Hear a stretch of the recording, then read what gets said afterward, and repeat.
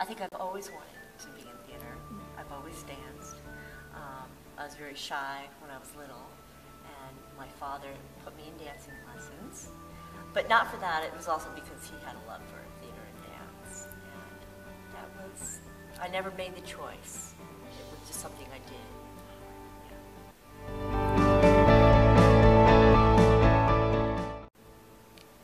Studentship, because I feel that you never stop learning, and I think every situation that I go into, aside from being neurotic and thinking I don't know anything, I try to go in with an open mind, as if I'm learning, even if it's a professional situation.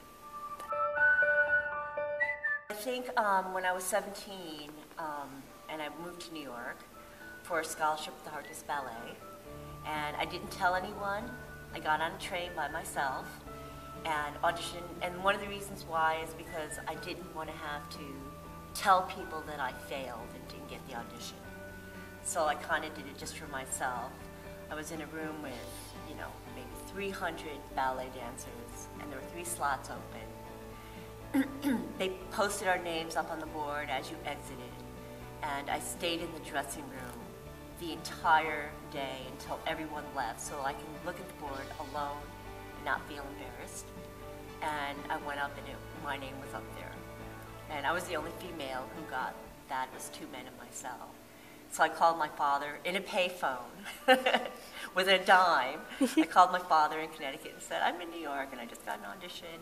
And I moved to New York that next weekend. So I think that's probably the most memorable.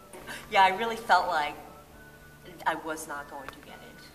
You know, I was embarrassed for even going, which is why I try to instill in my students, you know, don't assume limitations. I think kind of connecting with the first question about why, you know, I decided to go into dance and theater, is I had no confidence, and I really didn't think I could do it. But yet I was doing it every day. And which is one of the reasons why I'm so proud of students, because you're already doing it. It's not about that one experience really on stage, but it's the everyday of going to class. Oh, that is so easy. Yeah. Because you inspire me. There's no question about it. You know, I think a dancer's life is very short. And when people say, what do you do? Or, you know, my first response is, well, I'm a dancer. But, oh, where are you dancing? Well, you know, the reality is people in their 50s and 60s don't dance anymore, really. But I am still a dancer. And so when I'm with students, they inspire me. And I kind of dance through you. It's like, I want to see you do what I know is you're capable of. You know, I know how far you can go, and that's what I like about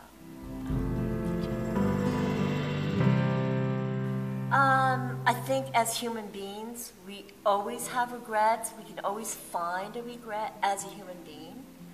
But I look back, and now that I am a senior, all the things that I think could have gone better were really there for a reason. So I can now say no, but if I dissect it, and if I was a little bit younger, I would say yes. And they would be typical things like, oh, I should have been more prepared, I should have been at this audition instead of this, or I should have taken more voice lessons. There's always something, but I don't think I'd be where I am today if I didn't have to learn through things that I may think are regretful. That's such a good. In my day, we did not have social media. Like I said, we had payphones. We didn't have cell phones. We didn't have, you know, no one had a computer. We relied on word of mouth, reputation, which actually still rings true today. You know, if someone works with you, they will say that to someone else. Hey, do you know the student? And how do they work? And you know, so word of mouth is big. But back in my day, it was word of mouth, resumes, auditioning. We we actually handed out reviews.